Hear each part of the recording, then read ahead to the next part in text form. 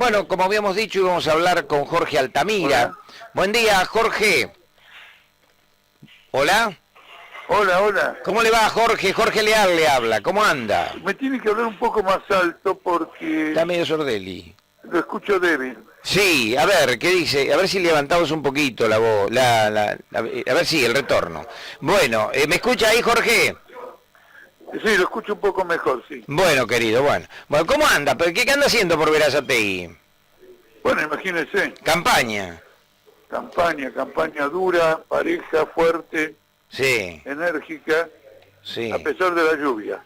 Bien, Jorge, ¿qué lío esto de la izquierda en la Argentina, eh?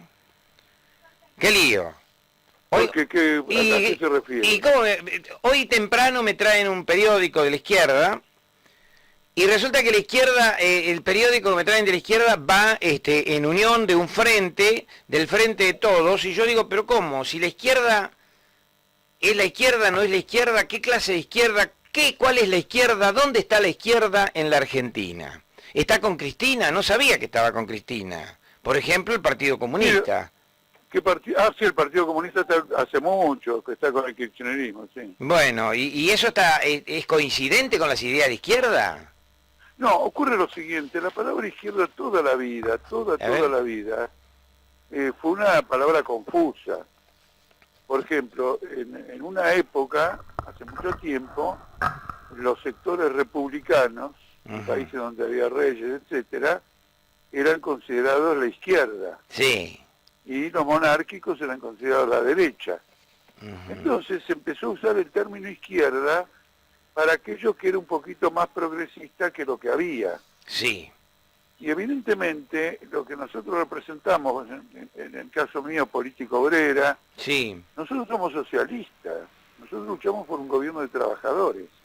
A nosotros la palabra izquierda exactamente no nos cabe. Ajá. Ahora, naturalmente, si usted me dice izquierda, yo no voy a entrar a discutir un término, sino que voy a explicarle nuestras posiciones políticas. Está bien. Y que se entienda lo que uno representa. Pero nosotros somos socialistas, luchamos por un gobierno de trabajadores. Hay otros sectores que podrán ser de izquierda, pero si, como en el caso que usted me cita, defienden un gobierno que va a firmar un acuerdo con el FMI y que ha reducido el gasto social en medio de una pandemia.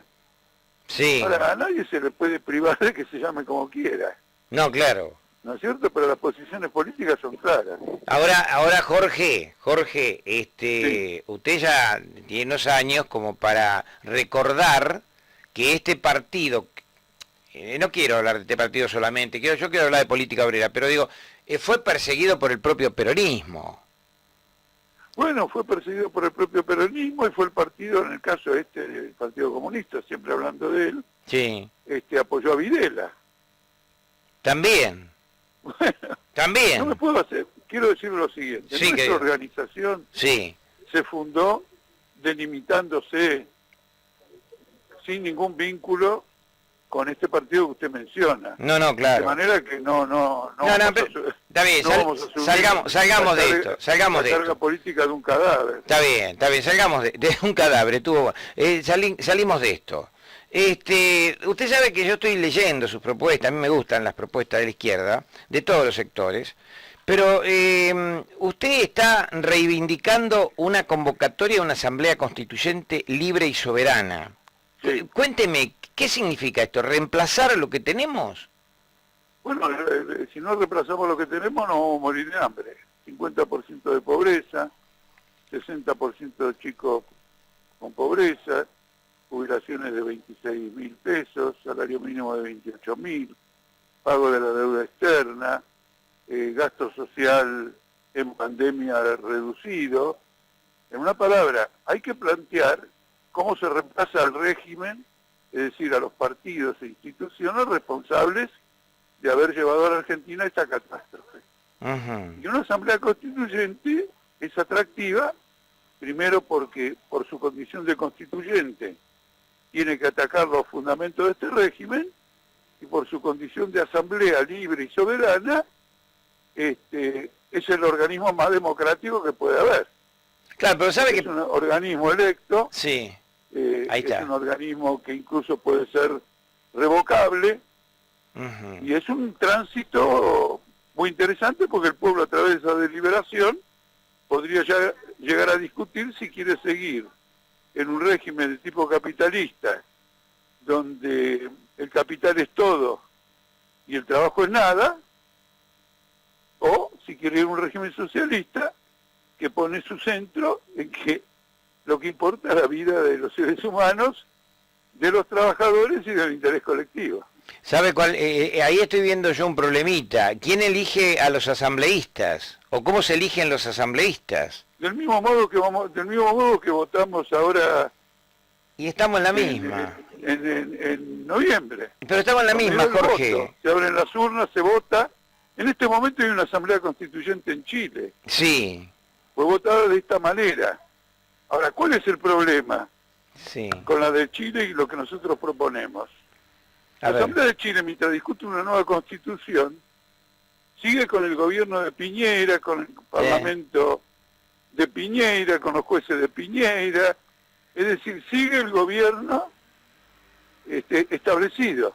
Sí, Nosotros proponemos que la Asamblea Constituyente elija su propio gobierno, lo podrá destituir cuando le parezca conveniente, de manera que los cambios constitucionales se pongan en vigencia de inmediato, a medida que van siendo aprobados. ujú. Y no como ocurre en Chile, que una vez que aprueben todo eso, tendrán que pasar por toda una serie de filtros de los gobiernos, de los intendentes, que van a demorar la ejecución de las medidas, como ocurre acá. Acá hay leyes Sí, que están desde la época de la dictadura militar.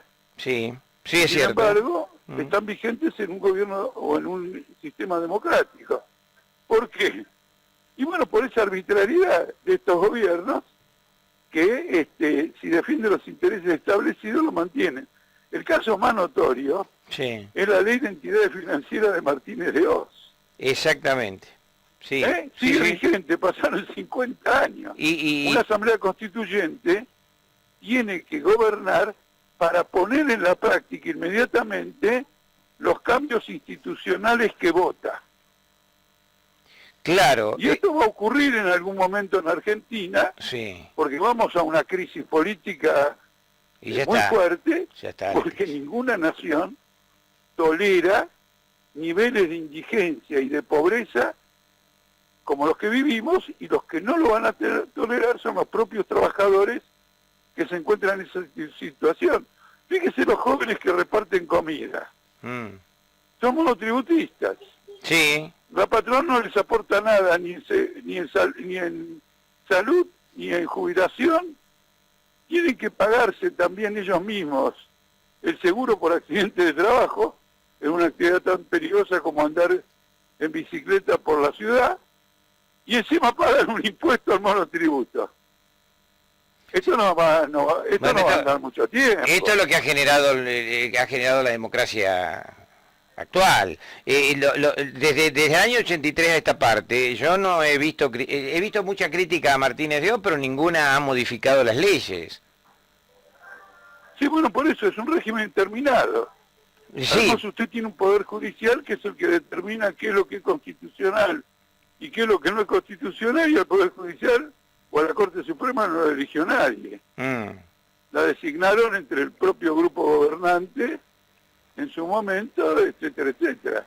Incluso se da el caso de muchas autoridades que tienen que ser elegidas por el Congreso y que el presidente las nombra en comisión, el Congreso nunca lo ratifica, como el caso de Sturzenegger y Caputo, y antes de ellos dos, esta mujer, bueno, que ahora es ministra, bajo el kirchnerismo, no recuerdo ahora el nombre, violando tranquilamente las normas constitucionales, la ley, la democracia. Macri trató de meter dos miembros en la Corte Suprema por decreto. No, esto se deshace solo, escúcheme. se quiebra solo. Sí, Jorge. Macri logró Sí, provocar un vaciamiento en la Argentina en 2 meses.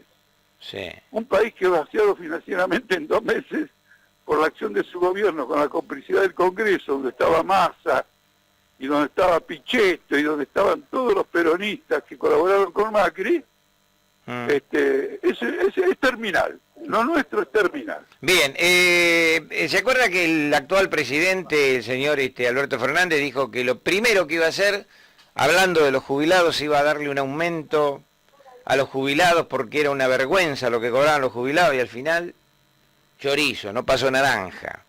Ustedes están proponiendo, sí, yo lo leo las propuestas suyas y ustedes dicen que van a proponer 40.000 pesos como mínimo. ¿40.000? Sí.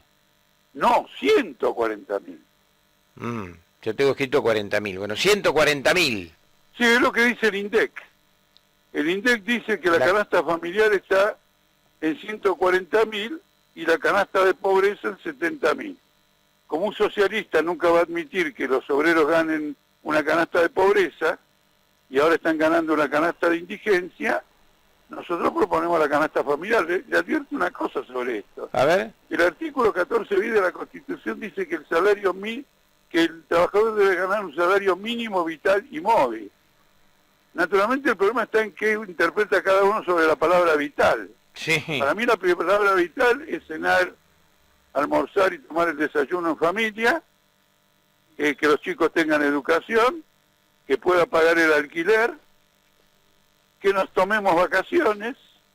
Es decir, vital es lo que en la sociedad actual está a disposición para el desarrollo de una familia.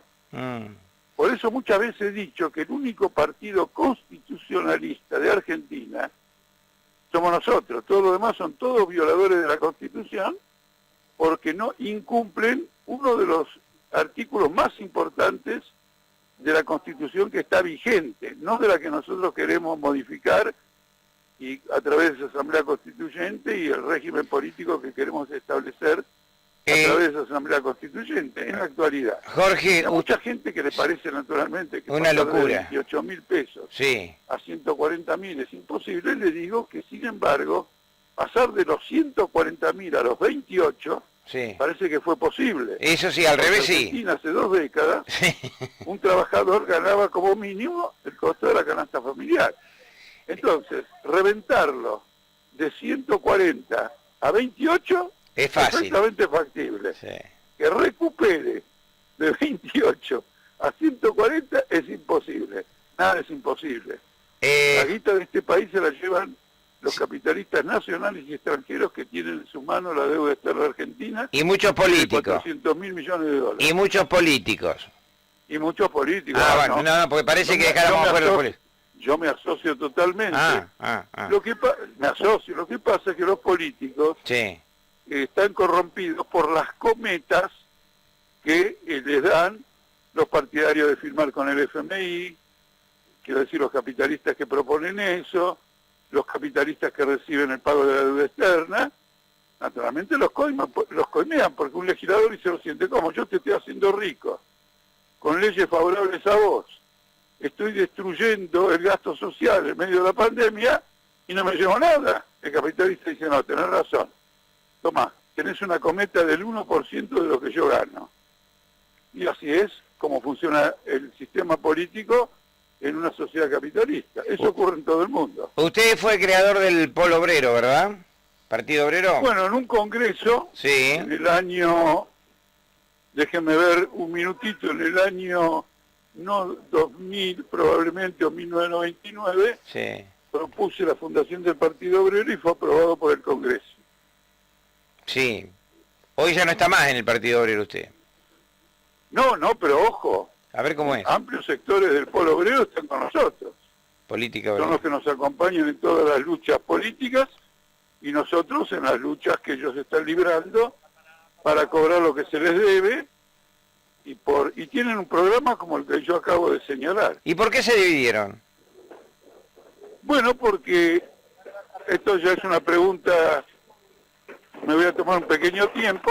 Sí. Básicamente la división tiene que ver con que una discusión interna en el Partido Obrero fue zanjado con 1.200, 1.300 expulsiones en un abrir y cerrar de ojos entre una corriente parlamentarista que bajo el gobierno de Macri no prestaba atención a la necesidad de una lucha para terminar con el macrismo, sino que prestaba atención a que había elecciones en el 2019 y de 2 años antes del 2019 ya estaba concentrado en armar estrategias electorales.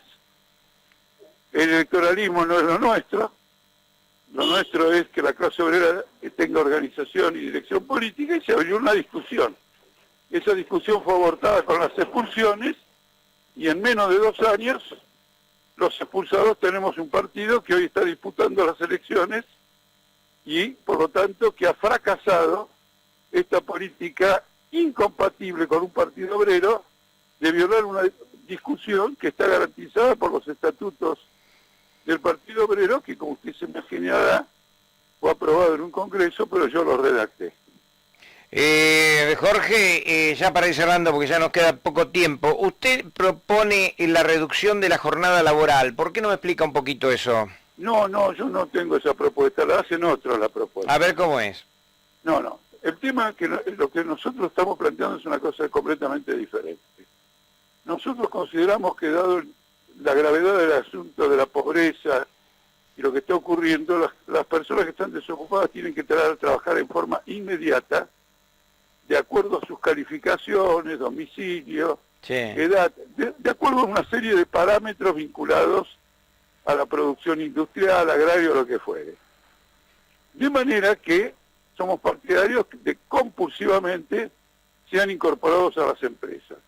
En las actuales condiciones, eso significaría que en las empresas trabajaría un personal superior a la producción que hay en este momento y que cumplen los obreros de esa empresa con 8 horas. Sí. Si eso es así, somos partidarios de repartir la jornada de trabajo o la jornada disponible entre todos, disminuyendo las horas sin afectar el salario. Lo que queremos es atacar completamente la desocupación. ¿Y de dónde sale la plata para pagar a todos? ¿Cómo? ¿Y de dónde va a salir la plata para pagarle a todos? Yo creí que los patrones tenían empresas porque ganaban plata. No, seguro, pero escúcheme, hoy las empresas se están yendo del país, y usted lo sabe. No. No se Mira, van. que se están quedando, Sí, han hecho un negociado fenomenal, le cuento, sí, porque el gobierno financió los gastos de la pandemia con endeudamiento en el mercado de capitales local y los bancos al 40% de interés. Como el dólar oficial se mueve poco, eso representa en dólares intereses del 20%. sí. Eso no lo gana ningún potentado en Estados Unidos, solo los capitalistas en Argentina. Que abran los libros y nos muestren cuánto están perdiendo. Lo que están perdiendo son pymes, que naturalmente se van a reactivar como consecuencia de la incorporación al trabajo de millones de hombres y mujeres desocupados. Lo que usted está diciendo, Jorge, quiere decir que las grandes empresas que podrían promover ese proyecto que usted tiene de incorporación de gente, ¿estaría aliada a ciertos negocios del Estado? No le quepa ninguna duda. Además, por el tono con que usted me lo pregunta, Sí. me doy cuenta que usted ya lo sabe. Eso. No, se me ocurre, digo, yo también soy un ser pensante, digo, usted me está diciendo esto, y Pero es creo... indudable. Y creo que Escúcheme una cosa. usted que está bancando esto que está proponiendo usted. No, pero le comento, en una época, Sí. no hace mucho, Sí, a todas estas grandes empresas se las llamaba la patria contratista. sí, En los cuadernos de Centeno, esta patria contratista aparecía pagando coimas por contrato del Estado. Por lo tanto, que vive de la teta del Estado. El que no vive de la teta del Estado y es denunciado permanentemente de estar viviendo de la teta del Estado, es el trabajador desocupado, que recibe 13.000 pesos. Ese no tiene nada que ver con el Estado, ese está siendo empleado por el Estado. sí. La patria contratista, los Macri formaban parte de la patria contratista. Bajo la dictadura militar los Macri se enriquecieron por los contratos del Estado. Acá pareciera que solamente la culpa la tiene Macri. No, la culpa no, le doy un ejemplo. Porque No también... se trata de una culpa. Claro, ¿Cierto? porque siempre estuvo Macri. Le explico. La palabra culpa a mí no me interesa en política. Sí, Cada clase social actúa en función de sus beneficios, sí. ¿no es cierto? Sí, sí, claro. Como esos beneficios de esa clase social son contradictorios y en este momento catastróficos con los niños que no pueden comer y los trabajadores que no tienen empleo y el 50% de pobreza, yo me coloco de este lado contra esas empresas que por otro lado no han aportado nada al país porque lo que ganan se lo llevan al exterior. Interesante, interesante. Jorge, seguiría charlando con usted varias horas. Es interesante la propuesta, pero habíamos Y acordado... un día hacemos un asado. Lo paga usted, porque yo no tengo un mango. Usted es el político. Ah, bueno, no, podemos hacer una vaquita. Escúcheme, la carne que propuso Fernández, ¿dónde está? ¿Está en la ladera suya? Mire, yo por razones diversas que ahora no es el caso, Sí. hace muchísimo tiempo que soy un vegetariano, así, confeso. Ah, vegetariano. No reniego, no, pero no como doctrina. Sí, Realmente me gusta mucho todo lo que es vegetales sí. y a veces lo acompaño, puede ser con carne o con pollo, bueno. Bueno, está Pero esa es bien, la parte secundaria. está bien. Pero eso tiene que ver nada más que con la forma en cómo fui criado y cómo mi madre elegía las comidas, etcétera, berenjenas, paltas, tomates. Jorge, Por otra parte son muy caras, así que las compro cuando está barata. está el periodo de abundancia y no cuando hay crisis. Pues bueno, en este momento lo compro, ahora que aumentó el tomate, Sí, no se puede ni comer. de nuevo, porque Sí. ya subió antes mucho, me estoy absteniendo del tomate. No me gusta pagar en exceso nada, tengo mis propias normas de gasto. Bien, Jorge, ha sido un gusto. ¿Por qué se puso el seudónimo Jorge Altamira? Bueno, ya entramos en... No, yo me lo puse antes. Ah, Yo me lo puse cuando gobernaba Onganía. a Y ver, después cuando gobernaba Videla, sí. y como yo escribo desde ese entonces artículos, etcétera, creo que tuve la suficiente inteligencia, los adultos de la época me lo aconsejaron, y a lo mejor me ayudó en algo para salvar la vida en todas estas dictaduras, que me metieron preso en más de una oportunidad, además de Raúl Alfonsín en la Casa Rosada, después de las elecciones de 1980.